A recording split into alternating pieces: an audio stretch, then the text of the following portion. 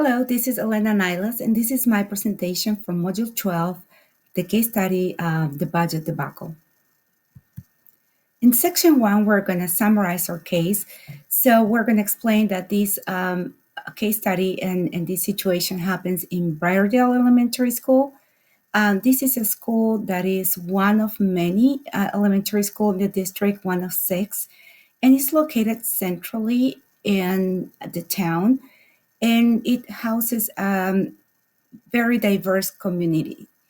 Also, this school is used for community events, like something that is not school related, but also the community benefits from facilities at school by having meetings there.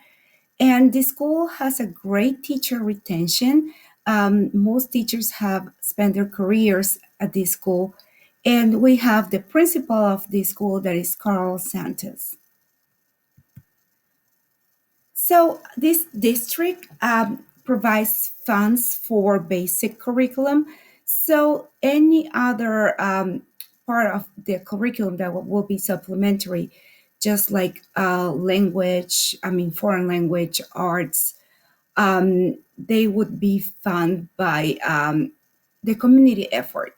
So, because of this, over the years, some confusion and competition had developed, and confusion about the rules and ways to do it, and competition among the different elementary schools, like who could raise more money. And so they have this committee. There's a curriculum committee that advises, but they also have this foundation, the Browder Foundation, that is in charge of raising the funds for this program. So there is a new parent in the community, that is Mr. Burley. And Mr. Burley is new to the community, new to the school, and he was elected as the president of the Briardale Foundation. With Mr. Burley, we have another person that is a president of another school's foundation, that is Mr. Morley. Mr. Morley and Mr. Burley have an interesting history. They were both Harvard graduates, and they were both in the same school, that was Harvard. They are very, very competitive, both of them, and they were part of the same fraternity. They were fraternity brothers. But also, there was this school council election, and Mr. Morley defeated Mr. Burley. It seems like there was bad blood after that. I'm not quite sure. It's implied that in the case study, it doesn't spell it out.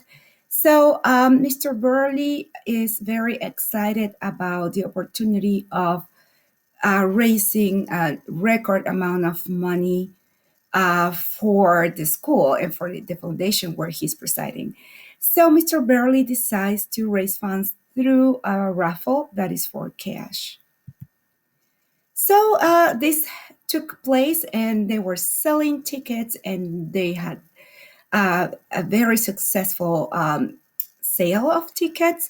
And of the night of the raffle, as about where Mr. Burley was about to draw the first ticket, the sheriff showed up. Someone had tipped the sheriff about this event and what was going on.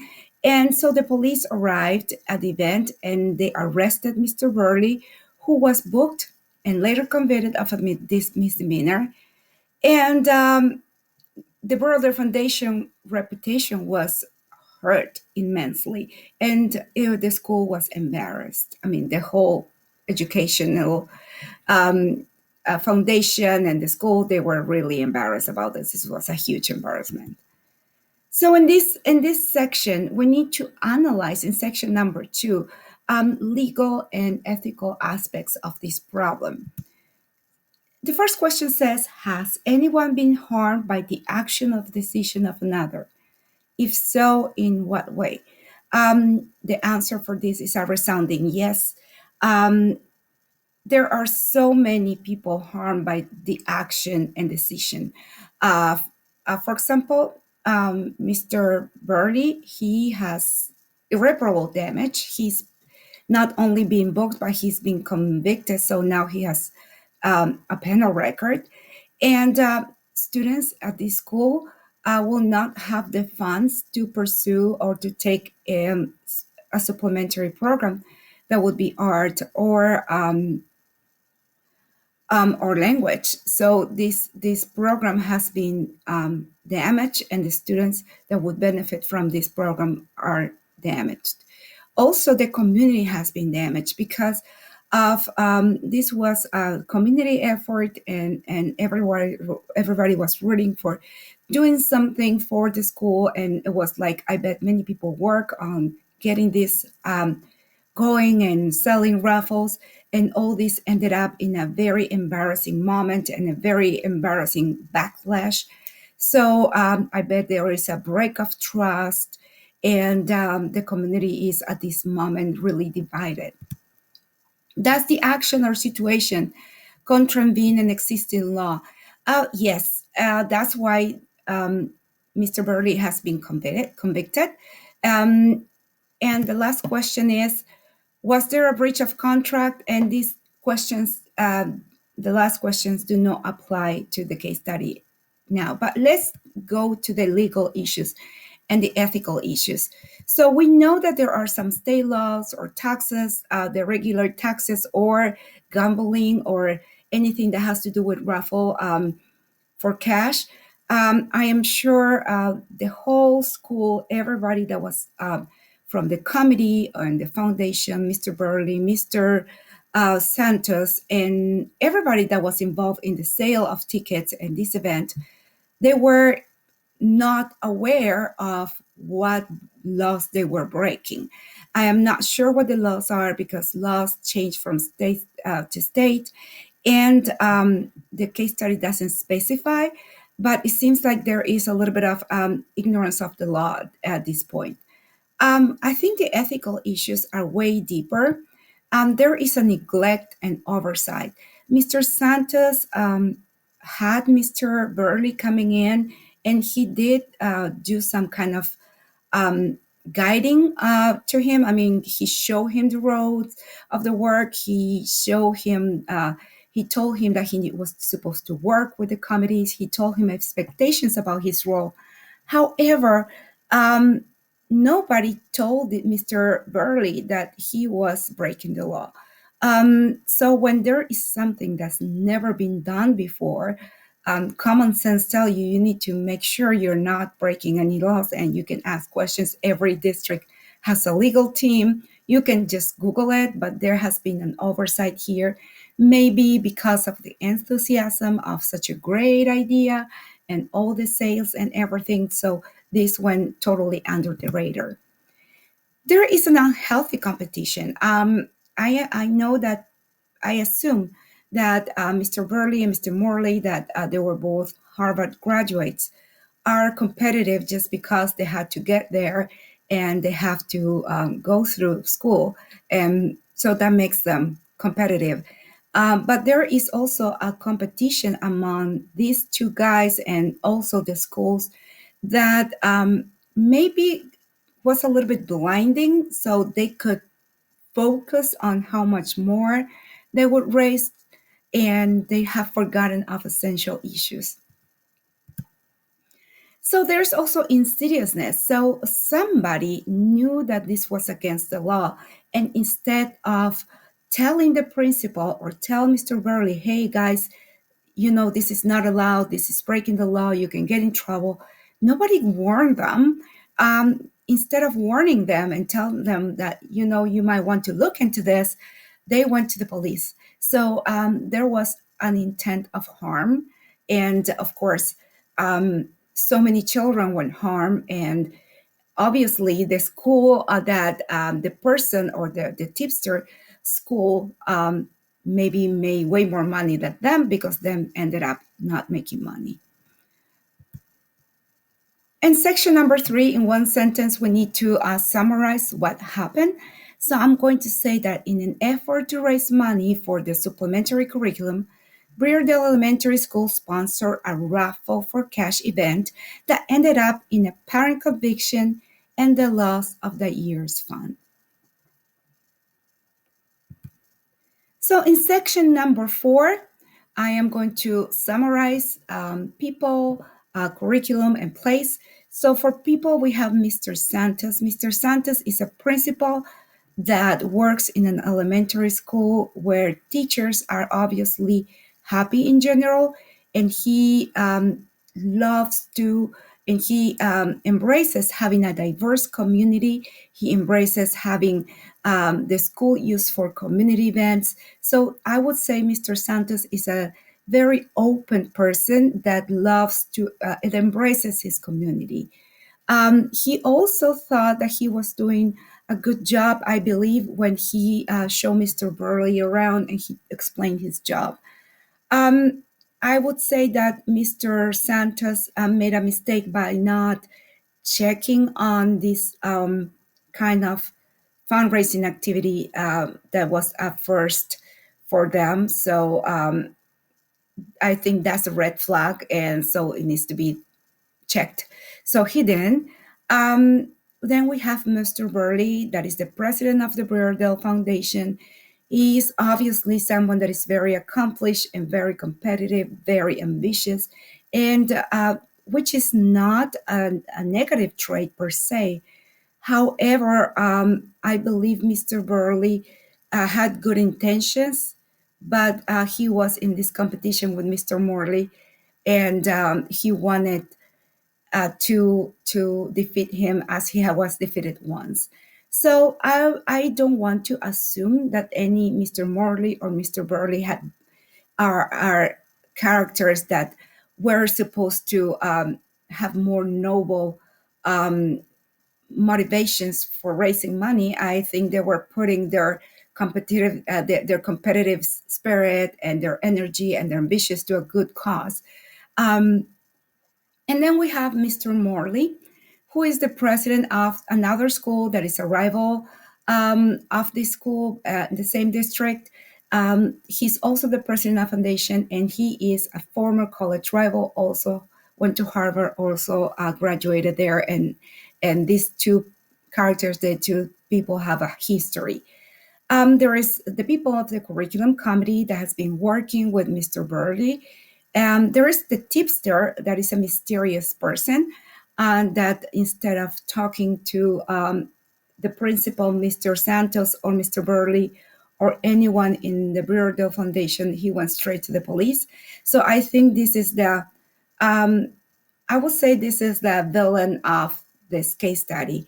And then we have the sheriff who was tipped, um, and then we have the students that were harmed, the parents, and the rest of the community.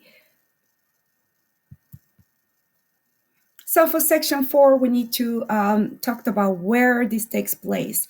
It doesn't describe a geographic setting, but it says that Breardale Elementary School is centrally located, is centrally in the town, is the town's community meeting center. It's a large district because there are 6 different elementary schools in this district. So we know that it's a very populated place. And well, also the events happen in the sheriff's station. About the program, we know that this is a public elementary school. We know that there are 6 elementary schools again. The district only funds basic curriculum, and the supplementary curriculum like arts, music, and foreign language are being funded by the community and the efforts of the foundation. And we know that this is not part of the curriculum, but it's part of the a hidden curriculum that is the school culture. So we know that there is a community um, spirit here, and it's kind of an interesting divide between this school and the other school. So there is competitiveness, and there is kind of love for their own school. That's why teachers stay there, and that's why people work so hard to fund these programs. In section number 5, we need to reflect about different aspects. So the first question, sorry, asks, could the conflict, the situation, or the decision be damaging to stakeholders or to the community? And I would say yes, and a resounding yes, because first of all, students are being hugely harmed here by not having funds for the programs that they would love to pursue. That is not just reading, writing, math, and science and social studies. They people might love to go to school just for the arts or just for or to learn something more to enrich the program. So students in this elementary school are being deeply hurt by the lack of funds here. Again, this conflict also hurts the reputation of the school. It hurts the reputation of the foundation. It's really, really embarrassing because this ended up being in the newspaper. Mr. Santos ended up being the leader of a very embarrassing event. And I think Mr. Burley ended up being arrested and convicted. So I think there's lots and lots of damage done here. What individuals groups have important stake in the outcome?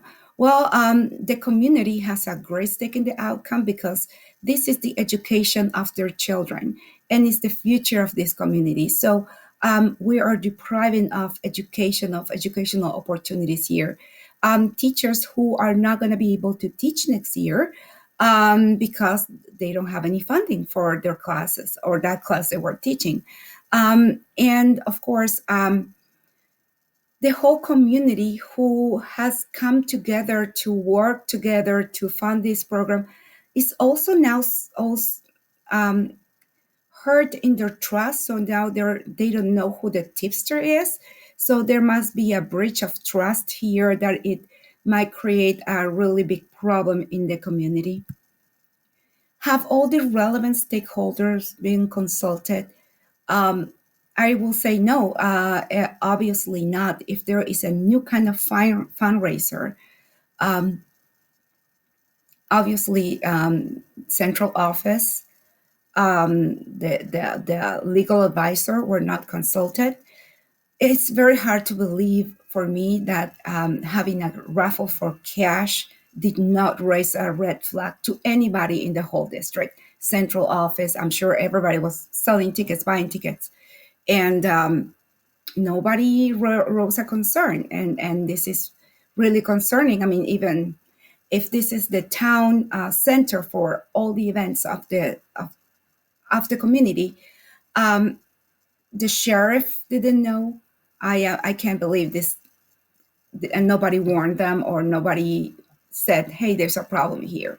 But obviously, there should be steps followed and people consulted, and those steps were not followed, and these people were not consulted. Can I learn more about the situation? I would say yes. I have so many questions about this. For instance, uh, like the sheriff was offered a raffle ticket, or and nobody, not a single parent that bought ticket or sold tickets worth saying, "Hey, wait a minute, um, raffle for cash is something that you need to be looking into." So, yeah, I would like to learn more about the situation. So now we need to think about different options or how to go to solve this problem. So the first option, that is the option that we're supposed to just the status quo, not to do anything, is just wait until the storm passes and hope that this never happens again. So Mr. Santos here, that is the school principal, will just have to try to keep a low profile, stay away from the reporters, and just wait until the storm clears up.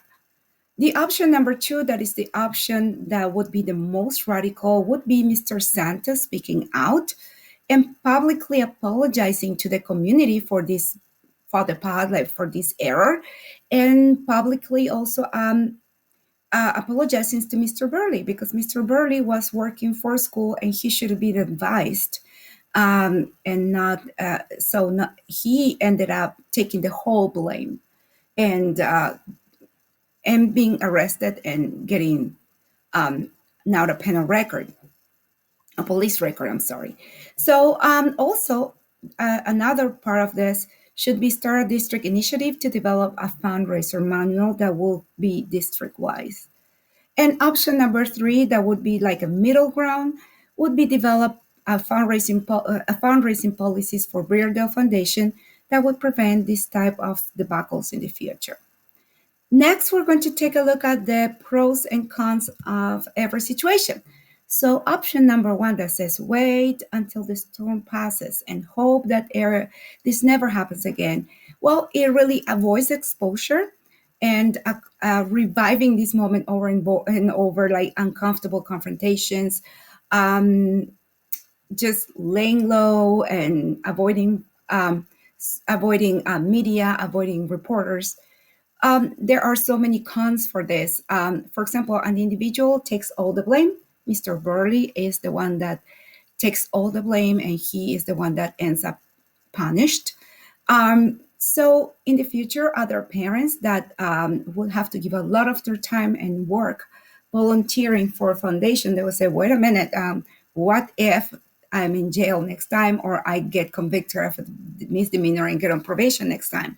So this might hurt the foundation because might take so many parents, discourage so many parents from working for the foundation in the near future and a middle and long term. And also, this option perpetuates a deeper problem. That is the division issue in the community. That some people is willing to go this far to have somebody convicted and arrested, so their school will make more money than them, just for the competition's sake. Also, because in a community, even though there are different schools and they have great programs. I mean, a great football program, and there's this district. Um, they're not watching for each other's back. They're not acting like a together community here. They are actually pointing at each other and hoping the other one fails. And problems like this might happen again. Let's say Mr. Burley steps down, embarrassed, and Mr. Santos retires, and there's somebody else that comes for works for the foundation, and this story might repeating itself again. So the option number two would be speak out publicly, apologize to the community, Mr. Burley, and start a district initiative to develop a fundraiser manual. The pros for this is option I would say it will allow to repair relationships. It would address division among elementary schools, prevent future debacles, and in all these other schools in this school district, and will allow to learn from this situation. So for the cons, it will be very, very uncomfortable to assume responsibility because Mr. Burley is in the spotlight there. Mr. Santos will have to put himself in the spotlight and say, this is not one man operation, and we should have known this. We should have warned Mr. Burley, and the school didn't do this. So it would be doing a mea culpa here. It would be very, very uncomfortable, especially publicly, and so that will be um, painful or uncomfortable. Also, there will be awkward situations here, like people in the district from rival schools will have to be working together, and there is some resentment here because somebody um, did a huge damage to Bridal Elementary School, and now people will have to work together. It must be very, very awkward, and um, having people that suspect are suspicious of each other working together. And the option number three that we have here is develop a fundraising policies for the Bridal Foundation that would prevent this type of debacles in the future. So for pros, we have um, avoids exposure and uncomfortable confrontations. So Mr. Santos won't have to go to the papers and say, "Hey, I'm guilty too." Allows to learn from the situation because the policies will be developed and prevents future debacles just at this elementary.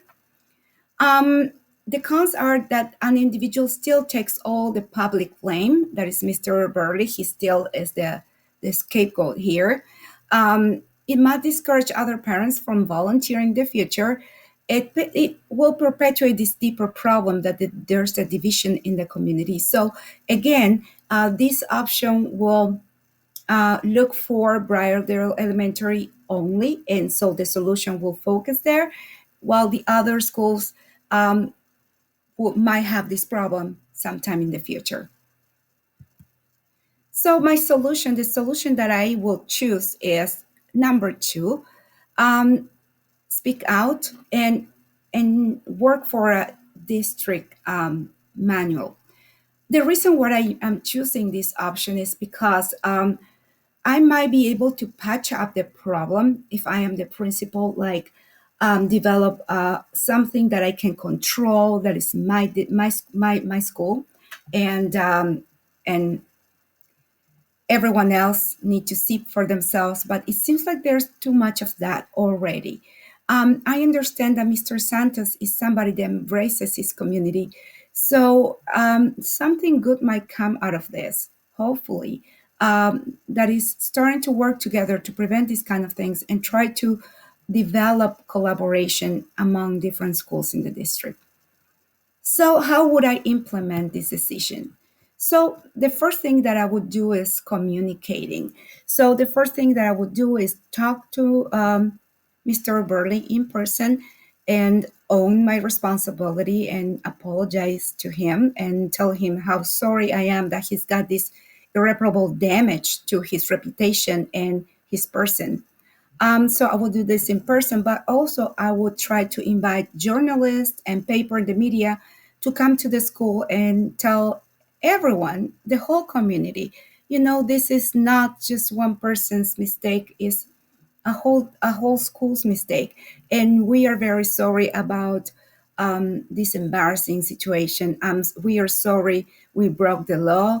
Of course, we're a school and we're forming, and we want to form responsible citizens here, and we were breaking the law. So I think also will be a great example for students. When they make a mistake, they need to own it, and also use social media, because papers or TV are not just reaching everybody. Try to convey this message to everyone in the community. So owning our responsibility here would be a huge step towards reparation. I want to send a message. So I'm going, after my apology and owning the problem, I will also thank a parent that put himself out there and did everything in his power to give the school a great amount of funds for the programs. So not only say sorry, Mr. Burley, but also say thank you, Mr. Burley. And also saying, hey, we are a community here. We all need these funds. Let's help each other. Let's work together. So hopefully start speaking a different language that will be more inclusive. And the next step would be talk to my superintendent about this problem and say, I see this problem and I have this idea and I want to do this. I want to talk to the board to develop policies. I mean, to develop policies that would end up in a document, a manual that will guide all the foundations that raise funds for the supplementary programs in the whole district. Once we have the approval of the board, we would form a task force that should be as diverse as the school district is, from all schools and people from all corners of the community here. So we will have to start working on a fundraising policy document. We will develop a draft and with a table of contents and all the contents developed. And then once we have a draft, we should put it out there for people to give us their input. So we can ask parents, teachers, students, community members, experts too. We need experts, lawyers, to revise the document and give us their input. Then we need to, once we have made all the corrections, I'm sorry, and reviewing all the suggestions, we will generate a document, and this document will be a public document for anyone that would like to see it, will see it. And of course, this document would be the guiding document for any fundraising in the district, and the president, future presidents, and board members of the Berdell Foundation. And the last step would be to implement these policies and have the new guidelines present for all future initiatives and foundations events. Even though at this point we have document, there is a great deal that the document will need revision and correction over time. So as times go by, new policies are implemented. Of course, we're going to find glitches, and corrections will have to be made. So we need to keep an open communication, open communication channels to learn how we can improve and dynamically improve our policies. Policies will be relevant and will be useful as long as respond to the district needs. So in conclusion, schools are dynamic entities that serve the community, and at the same time, schools need the community to support and generate resources and improvements that will benefit all students equitably. This is why school leaders need to evaluate each challenge, identify obvious and not so obvious underlying issues that need to be addressed in order for schools to achieve long term goals by developing appropriate policies and action plans. Thank you.